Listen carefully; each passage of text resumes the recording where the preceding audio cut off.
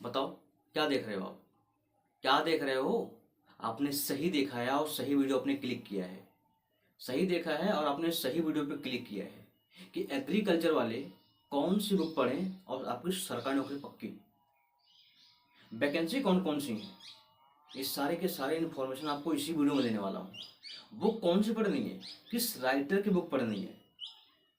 सही वीडियो पे क्लिक किए हो। अगर आप छोड़ के चले गए तो आप बाद में आपको जानकारी मिस हो जाएगी, तो आप बाद में ये कहोगे कि इसके बारे में मुझे पता ही नहीं था। तो इसीलिए आपसे रिक्वेस्ट है, इस वीडियो को आप रोक करके देखिए। तभी आपको सारी की सारी जो जानकारी आपको मिलेगी ना, वो प्रैक्टिकली जानकारी है। ठीक है ना? इसमें मुझे खुद का एक्सपीरियंस है, तब मैं आपके सामने ये वीडियो बना रहा हूँ। ये वीडियो आप अपने दोस्तों तक भी शेयर करिएगा, क्योंकि ऐसे बहुत सारे लोगों मैंने रिव्यू भी किया है। बहुत सारे लोग कहते हैं कि यार मुझे इसके बारे में पता नहीं है, ये वैकेंसी कब आई कब चली गई, है ना। मैं आपको वैकेंसी बताऊंगा और वैकेंसी का एग्जाम पैटर्न क्या है उसको भी आपको बताऊंगा।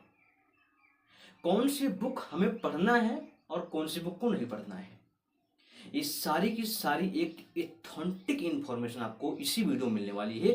प्रॉपर आप वीडियो पे एंड तक जरूर बने रहिएगा। तो पहले मैं आप बात करता हूं कि जो आपने स्क्रीन पर देखा है कि एग्रीकल्चर वाले ये बुक पढ़ ले और आपकी सरकारी नौकरी पक्की।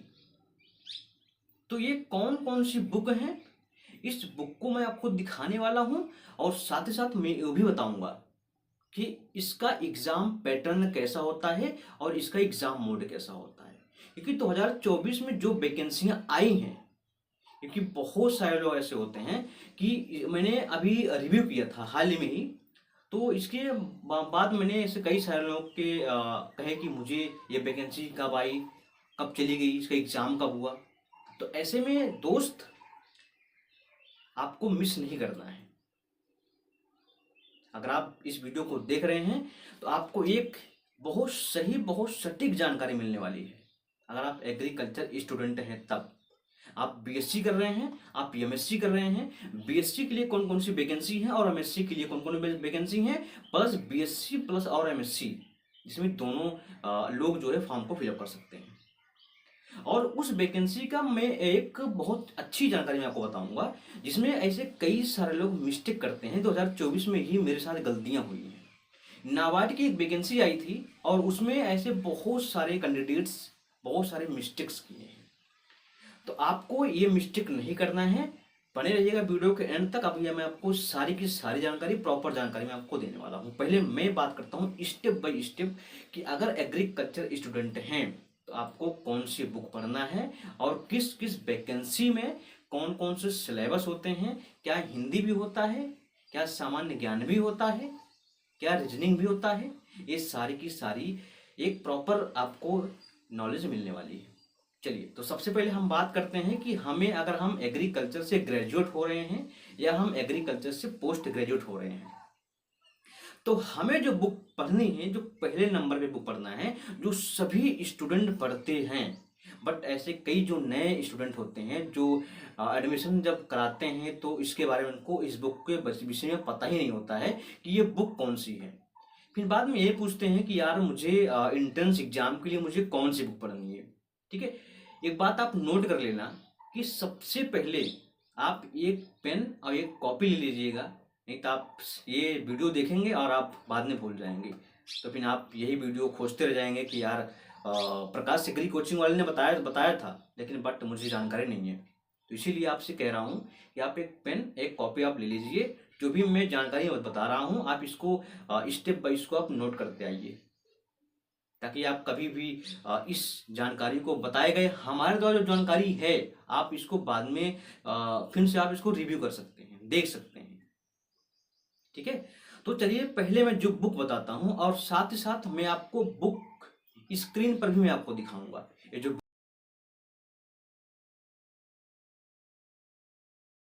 वीडियो बना रहा हूं, इसी वीडियो में मैं एक मतलब एक साथ में वीडियो का एक टाइटल लगा दूंगा इस पे, जिससे आप वीडियो को रोक करके आप स्क्रीन शॉट ले सकते हैं। ठीक है, एक साथ वीडियो में एक साथ जो है कौन कौन सी बुक हैं, सारी बुक को एक साथ में वीडियो के स्क्रीन में लगा दूंगा। आप इसको स्क्रीन वीडियो को पुश करके आप स्क्रीन शॉट आप ले सकते हैं। ठीक है, चलिए बुक कौन सी है, जो पहली बुक जो मैं पढ़ता हूँ, मैं आपको दिखा रहा हूँ कि मैं कौन सी बुक पढ़ता हूँ, ठीक है ना। तो ये बुक है कॉम्पिटिटिव, पहली बुक आप नोट कर लीजिए, कॉम्पिटिटिव बुक ऑफ एग्रीकल्चर, ठीक है। इसके जो राइटर हैं वो है नीमराज सुंडा, बुक यही है जो बुक मैं आपको दिखा रहा हूँ, जिसके बारे में आपको बता रहा हूँ, ठीक है। ये बुक आपको ले लेनी है। अब ये बुक आप अगर आप किसी भी एग्रीकल्चर सेक्टर में कोई गवर्नमेंट जॉब के लिए अगर अप्लाई कर रहे हो तो ये बुक आपके लिए सबसे मोस्ट और पावरफुल बुक है ये, ठीक है। अगर आप किसी इंट्रेंस एग्जाम को भी अगर आप क्वालिफाई करना चाहते हैं, चाहे वो यूपी कैडेट हो, चाहे वो जो है सीयूटी हो, चाहे वो बीएचयू क्यों ना हो, ठीक है ना। अगर आप एंट्रेंस एग्जाम देने के लिए भी अगर आप ढूंढ रहे हैं कि मुझे कौन सी बुक पढ़नी है, किस तरीके से बुक पढ़ना है, तो सबसे पहले अगर आप ये बुक आपको जरूर परचेज कर लेनी है, एक कॉम्पिटिटिव बुक ऑफ एग्रीकल्चर। इसके जो राइटर हैं वो नीमराज सुंडा है। ये बुक आपको जरूर ले लेनी है। ये बुक आपको गवर्नमेंट एग्जाम के लिए भी काम आएगा, और प्लस आप अगर एंट्रेंस एग्जाम दे रहे हैं तब भी ये बुक आपको काम आने वाली है, ठीक है। नेक्स्ट बुक हम बात करते हैं जो नंबर 2 पे आती है। ये बुक है फंडामेंटल्स ऑफ एग्रीकल्चर, जो बेलूम फर्स्ट है ये, ठीक है। ये बेलूम फर्स्ट की ये बुक है। इसकी जो राइटर हैं वो अरुण कत्यान। अरुण कत्यान के आपने सभी लोग जानते होंगे इसके बारे में। अरुण कत्यान की 2 बेलूम आती है, अरुण कत्यान बेलूम फर्स्ट, अरुण कत्यान बेलूम सेकंड। आपको ध्यान यह देना है कि अरुण कत्यान बेलूम फर्स्ट में कौन कौन से टॉपिक्स हैं और कौन कौन से टॉपिक्स नहीं हैं, और जो टॉपिक्स नहीं हैं वो आपको जो है बेलूम सेकंड में मिल जाएगा आपको, ठीक है। तो ये है फंडामेंटल्स ऑफ एग्रीकल्चर बेलूम फर्स्ट, ठीक है। अरुण कत्यान की ये बुक है। इसमें कौन कौन से सब्जेक्ट हैं, सब्जेक्ट को आपको ध्यान से सुनना है, ठीक है, नोट कर लीजिएगा, ठीक है। हवा में बिल्कुल मत लीजिएगा इस वीडियो को, ठीक है ना, नोट करिए। पहला लिखिए आप एग्रोनॉमी, दूसरा लिखिए आप सॉइल साइंस, तीसरा लिखिए आप एक्सटेंशन एजुकेशन, चौथा लिखिए एग्रीकल्चरल इकोनॉमिक्स, और आप पांचवा लिखिए फार्म मैनेजमेंट। ये इतने टॉपिक्स हैं जो आपको अरुण कत्यान बेलूम की फर्स्ट में मिल जाएगा, ठीक है। ये बुक है, इस बुक से आपको नोट्स बनाना पड़ेगा, क्योंकि ये बुक जो है पूरी तरह से ये डिस्क्रिप्शन बुक है ये, ठीक है ना। इसको आपके कुछ क्वेश्चन से इंपॉर्टेंट है जो आपको इसमें छाट करके लिखना है, ठीक है, तभी आपको फंडा क्लियर होगा। फंडा तो मैंने आपको जो बताया क्या नाम है ये नीमराज सुंडा की, आपका जो बेसिक क्लियर होगा, आपका बेसिक जो है इसी से क्लियर हो जाएगा, नीमराज सुंडा से ही बेसिक क्लियर होता है, ठीक है ना। तो ये बुक आपको जरूर मंगा लेना है। मैंने आपको बताया कि अरुण कत्यान बेलूम फर्स्ट, मैंने आपको टॉपिक बता दिया इसमें अरुण कत्यान बेलूम फर्स्ट में कौन सा टॉपिक दिया है, ये चीज आपको जरूर नोट कर लेना है, ठीक है ना। अब मैं बात करता हूँ अरुण कत्यान बेलूम सेकंड की, ठीक है ना। अरुण कत्यान बेलूम जो फर्स्ट है वो थोड़ा पतली है, लेकिन उससे ज्यादा मोटी है बेलूम सेकंड, ठीक है। अरुण कत्यान बेलूम जो सेकंड है थोड़ा मोटी है। अभी ये फंडामेंटल्स को अगर आप दोनों बुक को अगर एक साथ अगर परचेज करते हैं तो शायद आपको कुछ डिस्काउंट मिल जाए, इसलिए आप जब भी परचेज करिएगा आप तो आपको ध्यान रखना है कि आपको दोनों बुक को एक साथ ही परचेज कर लेना है, ठीक है ना। तो ये भी बेलूम सेकंड है ये, इसमें कौन कौन से टॉपिक दिए गए हैं आप इसको भी नोट कर लीजिए। अरुण कत्यान बेलूम सेकंड में कौन कौन से टॉपिक हैं आप इसको नोट करिए, फटाफट नोट करिए। देखिए पहले लिखिए ecology and environment, ecology and environment, ठीक है ना। लिखिए प्लांट फिजियोलॉजी, नेक्स्ट है इंटेमोलॉजी, plant pathology, genetics and plant breeding and horticulture. ये सारे सिलेबस आपको मिल जाएंगे अरुण कत्यान बेलूम सेकंड में, ठीक है ना। ये रही 3 बुक के बारे में। अब मैं आपको बता रहा हूं, अगर आपने क्लियर कर लिया है बेसिक कंसेप्ट को, जैसे मैंने आपको बताया कि अरुण कत्यान आपने पढ़ लिया है, 2 बेलूम पढ़ा आपने, बेलूम फर्स्ट बेलूम सेकंड, और आपने पढ़ लिया नीमराज सुंडा। अगर इन सब से अगर बेसिक आपको क्लियर हो गया तो आप एक ऑब्जेक्टिव बुक मंगा सकते हैं जो सबसे इंपॉर्टेंट बुक मानी जाती है, वो भी बुक मैं आपको दिखा रहा हूँ, ये बुक है ऑब्जेक्टिव एग्रीकल्चर के नाम से बुक आती है, जिसके राइटर हैं यस.आर. कांतवा। ठीक है, यस.आर. कांतवा है। ये कुल मिलाकर के ये 376 पेज की बुक है। ठीक है, 376 पेज की ये बुक है, जो ये इंक्लूसिव इसमें किया गया है, जो इसमें जो प्रीवियस ईयर क्वेश्चन पेपर हैं, चाहे वो जीआरएफ का हो चाहे वो एसआरएफ का हो, इसमें मेमोरी बेस्ड पे क्वेश्चन जो है इसमें इंक्लूड किए गए हैं। इसीलिए अगर आपको जो मैंने बुक दिखाया 3 बुक, इसको पढ़ने के बाद आपको लास्ट में ये वाली बुक पढ़ना है, ऑब्जेक्टिव बुक ऑफ एग्रीकल्चर की, जो एस.आर. कांतवा की है। ठीक, इसके बाद हम बात करते हैं दोस्तों कि अब ये सारे बुक हो गए एग्रीकल्चर वालों के लिए, लेकिन कुछ कुछ वैकेंसी ऐसी होती हैं, अभी मैं आपको वैकेंसी भी इसी वीडियो में आपको बताने वाला हूं, कि ऐसी कुछ वैकेंसियां होती हैं जिसमें एग्रीकल्चर रहता है, ठीक है, सामान्य ज्ञान भी रहता है, और जो है सामान्य हिंदी भी रहता है।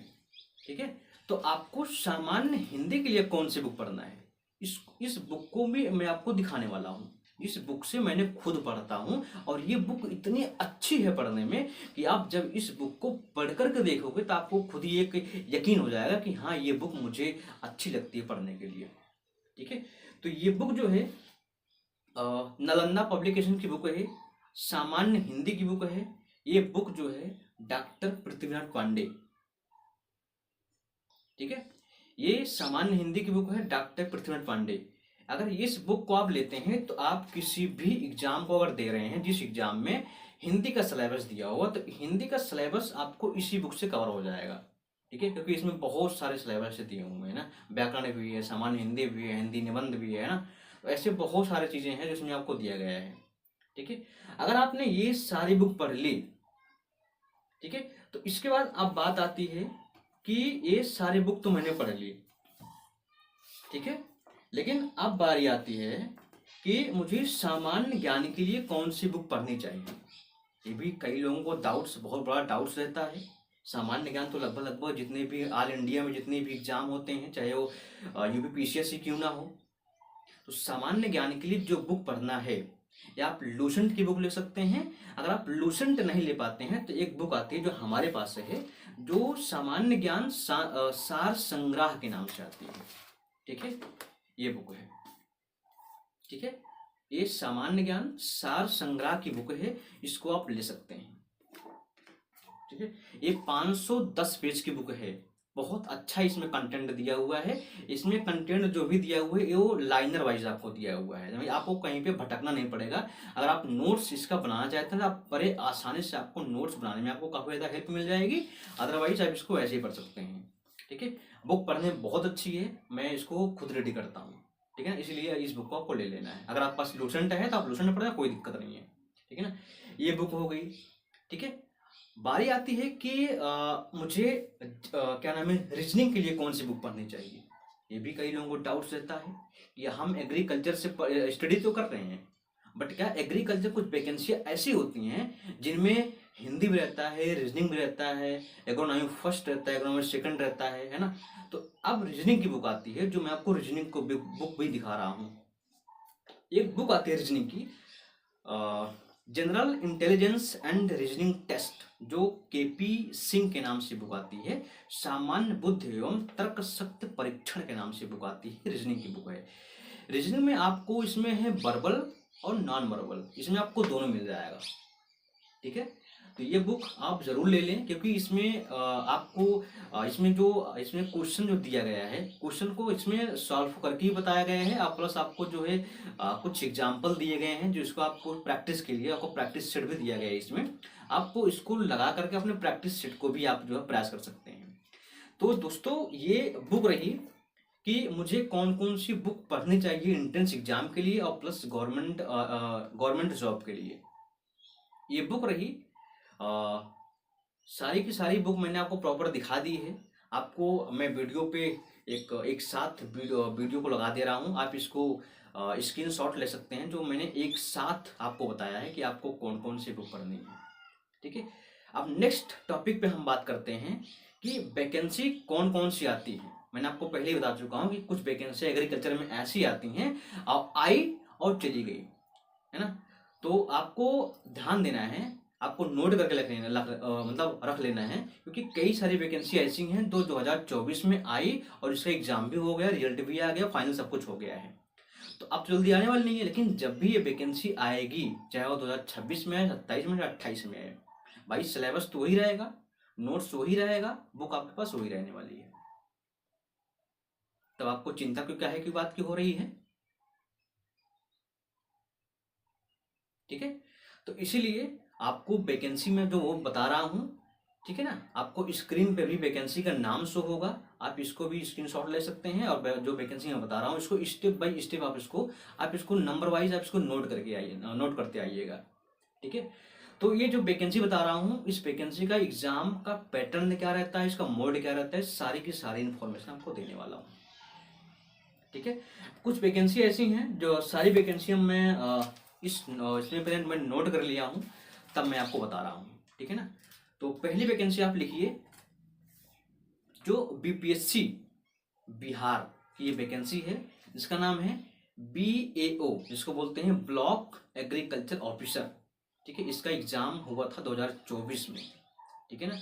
अब इसमें एग्जाम का जो पैटर्न होता है, ये पहले समझिए आप, एक बार फिर से बता दे रहा हूँ, BPSC Bihar BAO block agriculture officer, ठीक है।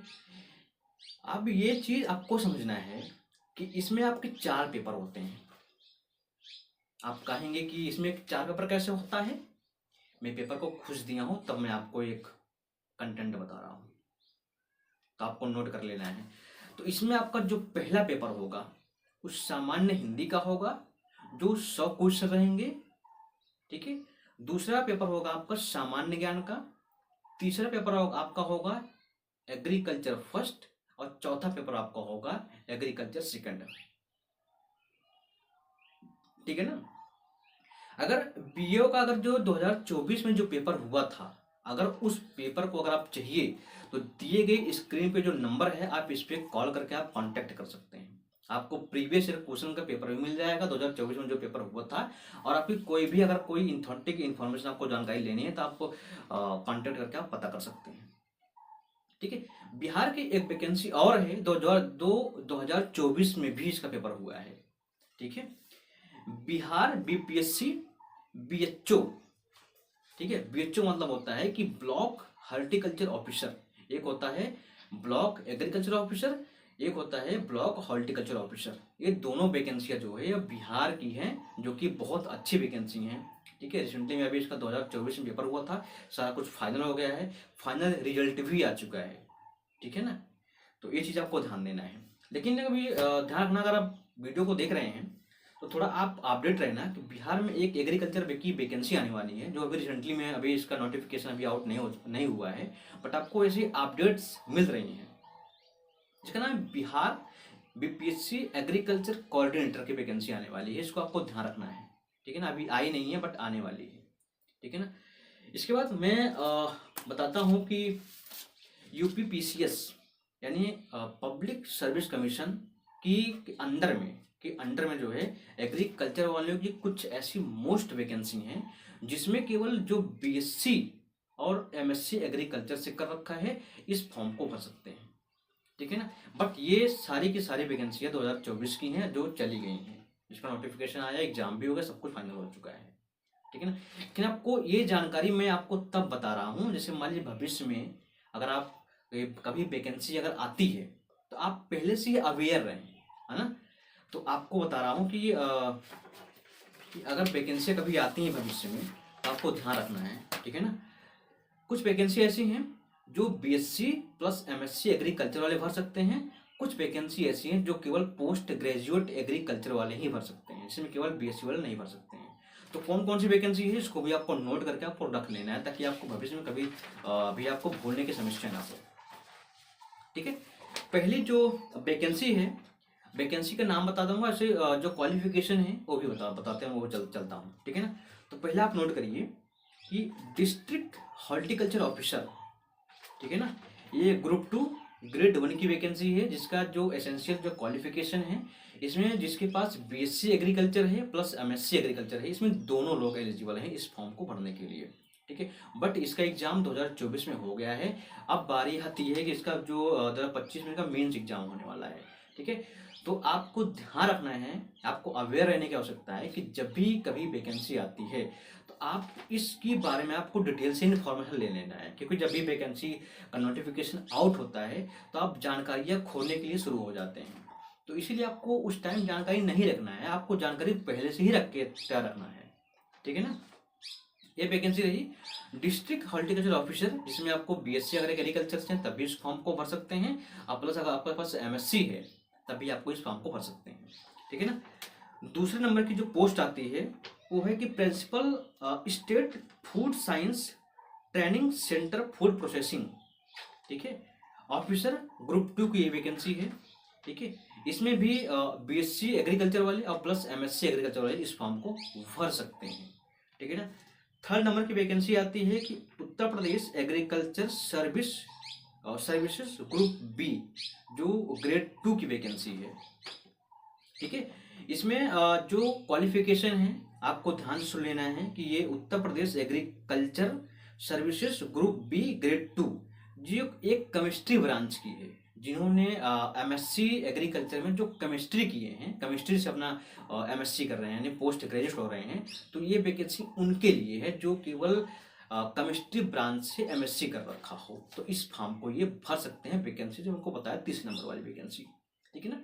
अब जो फोर्थ नंबर की जो वैकेंसी आती है आपको इसको भी नोट कर लेना है। ठीक है। Uttar Pradesh agriculture services group B grade 2, ये बॉटनी ब्रांच की है। बॉटनी ब्रांच इसका जो क्वालिफिकेशन है, जो बॉटनी ब्रांच से अपने एमएससी कर रहे हैं, वो वैकेंसी इनके लिए है। ठीक है। अब बारी आती है जो 5वें नंबर की जो वैकेंसी आती है, Uttar Pradesh agriculture services group B grade 2 की जो वैकेंसी है, वो जो एग्रोनॉमी ब्रांच से जो एमएससी कर रहे हैं, ये जो पोस्ट ग्रेजुएट हो रहे हैं, इनके लिए वैकेंसी है। ठीक है। 6 नंबर की जो वैकेंसी आती है, Uttar Pradesh agriculture services group B grade 2, जो प्लांट प्रोटेक्शन ब्रांच से एमएससी कर रहे हैं, जो प्लांट प्रोटेक्शन से एमएससी कर रहे हैं, ये वैकेंसी उनके लिए है। इसमें बीएससी वाले फॉर्म नहीं भर सकते हैं। जितने वैकेंसी मैंने आपको बताया, कुछ वैकेंसी इसमें आपको बता दे रहा हूँ, फिर से एक बार आपको एक कर दे रहा हूँ कि इसमें कुछ वैकेंसी ऐसी हैं जो बीएससी प्लस एमएससी वाले भर सकते हैं। इसमें कुछ वैकेंसी ऐसी हैं जो केवल एमएससी यानी पोस्ट ग्रेजुएशन वाले ही भर सकते हैं, जो केवल एग्रीकल्चर से अपना क्या कर रहे हैं, पोस्ट ग्रेजुएट हो रहे हैं। ठीक है। तो इस बात को आपको नोट कर लेना है। ठीक है। 7 नंबर की जो वैकेंसी आती है, Uttar Pradesh agriculture services group B grade 2 development branch, ये डेवलपमेंट ब्रांच की है, जिसमें केवल आप एसेंशियल जो क्वालिफिकेशन है इसमें बीएससी एग्रीकल्चर ही होता है। 8 नंबर की जो वैकेंसी आती है, आपको ध्यान सुनना है कि सीनियर टेक्निकल असिस्टेंट ग्रुप ए, ये एग्रोनॉमी ब्रांच की है, जिसमें आप एमएससी, अगर आप एग्रोनॉमी से अगर एमएससी कर रहे हैं तो इस फॉर्म को भरने के लिए आप एलिजिबल है। ठीक है। बात आती है कि 9 नंबर की जो वैकेंसी होती है, इसको आपको नोट करना है। सीनियर टेक्निकल असिस्टेंट ग्रुप ए, ये बॉटनी ब्रांच की है। इसमें भी पोस्ट ग्रेजुएट है, पोस्ट ग्रेजुएशन का क्वालिफिकेशन जो एमएससी कर रहे हैं। अब किससे कर रहे हैं, एग्रोनॉमी ब्रांच से कर रहे हैं। ठीक है ना। ओ सॉरी, बॉटनी ब्रांच से कर रहे हैं, ये पोस्ट इनके लिए है। 10th नंबर की जो वैकेंसी आती है, आपको इसको नोट कर लेना है कि सीनियर टेक्निकल असिस्टेंट ग्रुप ए प्लांट प्रोटेक्शन ब्रांच। ठीक है ना। ये प्लांट प्रोटेक्शन से जो एमएससी करें, जो पोस्ट ग्रेजुएट हो रहे हैं, वो उनके लिए है। ठीक है। 11th नंबर की जो वैकेंसी आती है, आपको नोट करना है कि सीनियर टेक्निकल असिस्टेंट ग्रुप ए केमिस्ट्री ब्रांच, इसमें भी केमिस्ट्री ब्रांच वाले ही भर सकते हैं जो अपना पोस्ट ग्रेजुएशन कर रहे हैं, इनके लिए है। लास्ट वैकेंसी आती है 12th नंबर की, जिसको बोलते हैं senior technical assistant group A development branch. इसमें भी जो एसेंशियल जो क्वालिफिकेशन है, post graduate degree in the field relevant to with of agriculture form any recognised of institute and university. ठीक है ना। आप किसी भी सब्जेक्ट से जब भी आप एमएससी करते हैं, तो सबसे पहले आपके मन में जो डाउट रहता है कि मुझे किस सब्जेक्ट से प्रेफरेंस देते हो अपने पोस्ट ग्रेजुएशन को करने के लिए, एमएससी को करने के लिए। ठीक है ना। ये सारी इंफॉर्मेशन रही जो UP PCS agriculture services exam के द्वारा ये वैकेंसी जो कंडक्ट कराई जाती हैं। ठीक है, ये मैंने खुद इसको फॉर्म को भरा था। ठीक है ना, इसीलिए मैंने सोचा कि थोड़ा आपको भी अपडेट कर दिया जाए, है ना। तो ये सारी वैकेंसियाँ हैं जो 2024 की हैं। ठीक है ना, आपको ध्यान रखना है। चलिए अब हम बात करते हैं कि मैंने बिहार बीपीएससी, मैंने बीओ की बात की, मैंने बीएचओ की बात कर ली। अब बात करते हैं कि आईबीपीएस एएफओ मेंस एग्जाम के लिए। ठीक है, आईबीपीएस एएफओ मेंस एग्जाम के लिए यही बुक मैंने आपको बताया है, जो एग्रीकल्चर फील्ड ऑफिसर का जो मेंस का एग्जाम होता है, मेंस का एग्जाम आपसे यहीं से कंप्लीट हो जाएगा, जो मैंने आपको बुक दिखाया। ठीक है ना, अरुण कत्यान बैलूम फर्स्ट, बैलूम सेकंड, नीमा सुंडा, एसर कांतवा, आपका जो मेंस एग्जाम होता है, क्योंकि आईबीपीएस का एएफओ का जो एग्रीकल्चर फील्ड ऑफिसर जो एग्जाम होता है मेंस का, इसमें तो आपको पता ही है, इसमें 60 प्रश्न ही आते हैं, जो केवल ओनली वन केवल एग्रीकल्चर का पोर्शन इसमें पूरा पूरा उसमें रहता ही है। ठीक है, ये चीज आपको ध्यान रखना है। ठीक है, नेक्स्ट वैकेंसी आती है जो NSCL, जिसको बोलते हैं नेशनल सीड कारपोरेशन। ठीक है, ये वैकेंसी है। इसमें आप जो पोस्ट अप्लाइड आप फॉर जो पोस्ट आती है, इसमें ट्रेनी एग्रीकल्चर की पोस्ट आती है। ठीक है, ये आप ध्यान से सुन लेना है आपको, मैं फिर से एक बार आपको रिपीट कर दे रहा हूँ। जितनी वैकेंसी मैं आपको बता रहा हूँ, सारी वैकेंसी को आपको किसी नोट्स में या किसी आपने बुक में आप इसको नोट करके मतलब रख लेना है। आपके भविष्य में कभी ना कभी वो काम आने वाली है। ठीक है, ऐसा तो है नहीं कि वैकेंसी अगर एक बार आई चली गई, अब दोबारा तो आएगी नहीं, है ना। तो आपको ध्यान रखना है, आपको इसको नोट कर लेना है। ठीक है ना। इसके बाद आप एक वैकेंसी आती है CWC, आपने सुना होगा, इसका नाम है central warehousing of corporation. ठीक है, इसमें जो वैकेंसी आती है वो, इसमें दो वैकेंसी आती है। एक वैकेंसी आती है जिसको बोलते हैं MT। MT का मतलब होता है कि मैनेजमेंट ट्रेनिंग, जिसको बोलते हैं टेक्निकल। एक वैकेंसी हो गई। इसमें भी जो वैकेंसी आती है, इसमें एक वैकेंसी और आती है, इसमें आपको होता है जूनियर टेक्निकल असिस्टेंट। ठीक है, ये CWC यानी सेंट्रल वेयर हाउसिंग कारपोरेशन में दो वैकेंसी आती हैं। मैनेजमेंट ट्रेनिंग की एक आती है, एक आती है जूनियर टेक्निकल असिस्टेंट की, आपको ध्यान रखना है। ठीक है ना। और नेक्स्ट वैकेंसी है NTPC। ठीक है, NTPC में एक आती है जूनियर एग्जीक्यूटिव बायोमास की वैकेंसी आती है, जो इसका नोटिफिकेशन, इसका एग्जाम 2024 में ही आया था, लेकिन बट इसका कुछ आते पता नहीं है इसका एग्जाम होगा कि नहीं होगा। ठीक है ना, आपको ध्यान रखना, बट वैकेंसी आती है।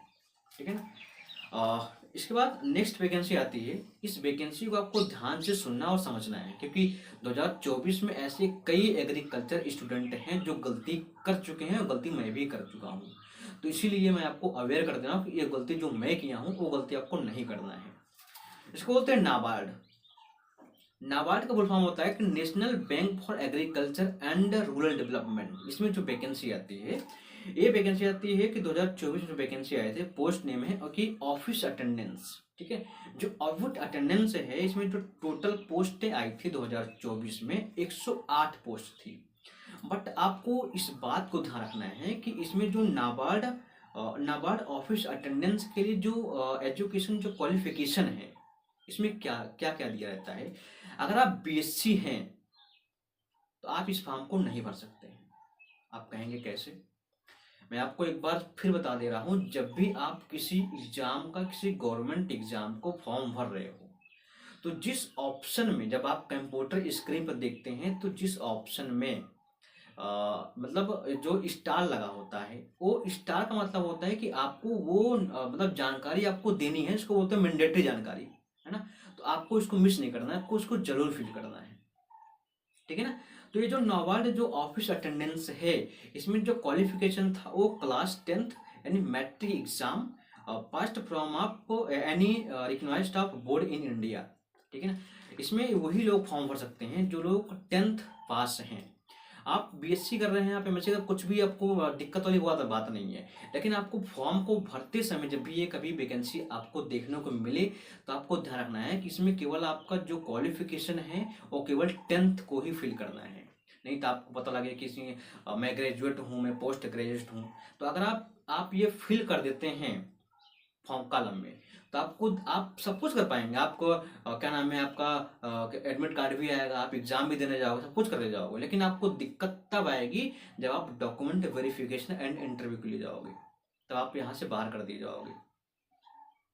ठीक है, तो इसीलिए जब भी आपको नाबार्ड ऑफिस अटेंडेंट की वैकेंसी देखने को भविष्य में मिले, तो आपको केवल क्लास 10th ही आपको लगाना है।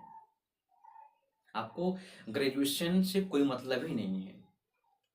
ठीक है, भले ही आप ग्रेजुएट हैं, वो बात की बात है, लेकिन बट आप जब भी नाबार्ड ऑफिस अटेंडेंट की वैकेंसी आपको देखने को मिलती है, तब आप केवल क्लास 10th को ही प्रेफरेंस दीजिएगा, क्योंकि ये मैंडेटरी रहता है, इसीलिए मैं आपको बता रहा हूँ। ठीक है, नेक्स्ट वैकेंसी है DSSB। ठीक है, जिसके बोलते हैं म्यूनिसिपल कॉर्पोरेशन ऑफ दिल्ली। ठीक है, दिल्ली, जो सेक्शन ऑफिसर ऑफ हॉर्टिकल्चर 2024 में वैकेंसी आई थी, लगभग आई थी, बट इसका अभी कोई एग्जाम नहीं हुआ है। ठीक है, ये सेक्शन ऑफिसर की वैकेंसी आपको ध्यान रखना है, भविष्य में जब भी कभी वैकेंसी आपको देखने को मिले तो इसके बारे में आपको ध्यान रखना है। देखिए, DSSB municipal corporation of Delhi section horticulture officer, ये वैकेंसी है। ठीक है, नेक्स्ट वैकेंसी आती है जिसको बोलते हैं CCL। ठीक है, इसको बोलते हैं cotton corporation of India limited. ठीक है ना, इसमें जो पोस्ट आती है कॉटन कॉर्पोरेशन ऑफ इंडिया में, इसमें पोस्ट आती है, ये भी 2024 वैकेंसी है, इसका एग्जाम भी हो चुका, सब कुछ फाइनल हो चुका है। ठीक है, जब भी वैकेंसी का भविष्य में आया तो इसके बारे में हमको ध्यान रखना है। तो इसमें जो पोस्ट आती है वो आती है जूनियर कॉमर्शियल एग्जीक्यूटिव की। कौन सी वैकेंसी आती है? जूनियर कॉमर्शियल एग्जीक्यूटिव की। ठीक है ना, ये चीज़ रही एग्रीकल्चर स्टूडेंट। आप एक बात, अगर कोई डाउट्स है वैकेंसी को लेकर के, कोई भी अगर क्वेरीज हो, कोई डाउट्स हो, कोई चीज़ अगर आप क्वेश्चन का मोड जो रहता है इसमें, तो ऐसे मैंने आपको जो सारा मैंने आपको बताया है जो वैकेंसी हैं, इसमें अधिकतर वैकेंसी ऐसी हैं जो इसका एग्ज़ाम CBT मोड पे होता है, यानी कंप्यूटर बेस्ड टेस्ट होता है, और कुछ टेस्ट ऐसे होते हैं जो ऑफलाइन होता है, यानी पेपर पे होता है। ठीक है, तो ये सारी चीज़ें इंफॉर्मेशन रही। तो मैं थोड़ा वेट करता हूँ, आप लोग अगर कोई क्वेरीज हो तो आप कमेंट बॉक्स में पूछ सकते हैं, मैं रिप्लाई जरूर दूंगा।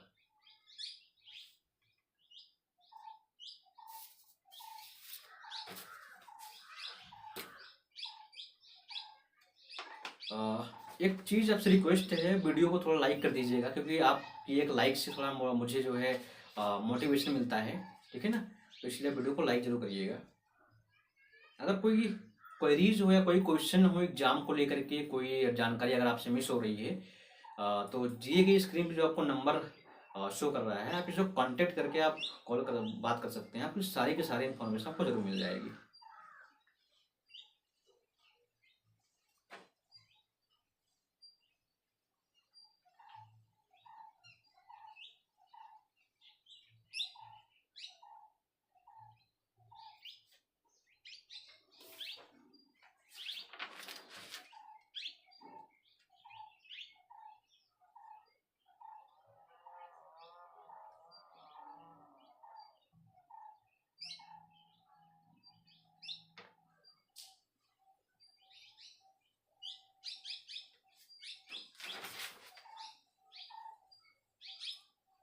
ठीक है, अगर कोई डाउट्स, कोई क्वेश्चन एंट्रेंस एग्जाम को लेकर के, चाहे वो यूपी कैटेट हो, चाहे वो CUT हो, चाहे वो GRF का हो, चाहे वो SRF का हो, अगर कोई भी डाउट्स है सिलेबस को लेकर के, कहाँ से पढ़ें, किस बुक से पढ़ें, तो ये अगर आपको कोई डाउट्स है, मैंने आपको सारी की सारी इन्फॉर्मेशन मैं ऑलरेडी आपको बता चुका हूँ। अगर कोई तब भी अगर कोई डाउट्स है तो आप कमेंट करके पूछ सकते हैं, मैं ज़रूर प्रयास करूँगा कि मैं आपको रिप्लाई ज़रूर दूँ। ठीक है, तो स्टूडेंट वीडियो को लाइक ज़रूर करिएगा। तो एग्रीकल्चर स्टूडेंट, एक चीज़ जानकारी मैं आपको इसी वीडियो में और इंक्लूड करूँगा कि अगर यूपी कैडेट से संबंधित या CUT से संबंधित या BHU से संबंधित कोई एग्ज़ाम, जो एंट्रेंस एग्ज़ाम आप 2025 में देना चाहते हैं, तो इस वीडियो के बाद में एक वीडियो प्रॉपर लेके आऊँगा, जिसमें आपको बताऊंगा कि अगर ये यूपी कैडेट का एग्ज़ाम अगर दे रहे हैं तो फॉर्म को भरने से लेकर के मैं आपको बताऊंगा कि फॉर्म को भरते समय किस किस डॉक्यूमेंट की रिक्वायर होती है, और सबसे इम्पोर्टेंट बात है कि एग्जाम का पैटर्न क्या होता है, कि सिलेबस से कितने क्वेश्चन आते हैं। ठीक है, इसके बाद कौन कौन से डॉक्यूमेंट की आवश्यकता पड़ेगी हमें काउंसलिंग के समय। तो आपको सारी की सारी इंफॉर्मेशन आपको उस वीडियो में मिल जाएगी, जो वीडियो को मैं आप लाने वाला हूँ। तो इसका जो है स्क्रीन पे मैं इसका लिंक लगा दूंगा, आप इसको वीडियो को जरूर आप देखिएगा, आपके काम की वीडियो रहने वाली है। ठीक है, तो काउंसलिंग कैसे होती है, ऑफलाइन काउंसलिंग कैसी होती है, विशेष काउंसलिंग कैसी होती है, कब तक होती है, किस किस डॉक्यूमेंट की रिक्वायर होती है, कितनी फोटो चाहिए, एप्लीकेशन फॉर्म को भरते समय आपको फोटो किस तरीके से चाहिए होती है, वो सारी की सारी चीज़ें मैं आपको बताने वाला हूँ अगली वीडियो में, जब भी मैं आपको लेके आऊँगा। ठीक है, तो इससे पहले एग्रीकल्चर स्टूडेंट वीडियो को लाइक जरूर करिएगा। अगर चैनल पर नए हैं तो आप चैनल को सब्सक्राइब करके प्रकाश एग्री कोचिंग को आप सपोर्ट जरूर कर सकते हैं। मिलते हैं नेक्स्ट वीडियो में, तब तक के लिए आप थैंक यू।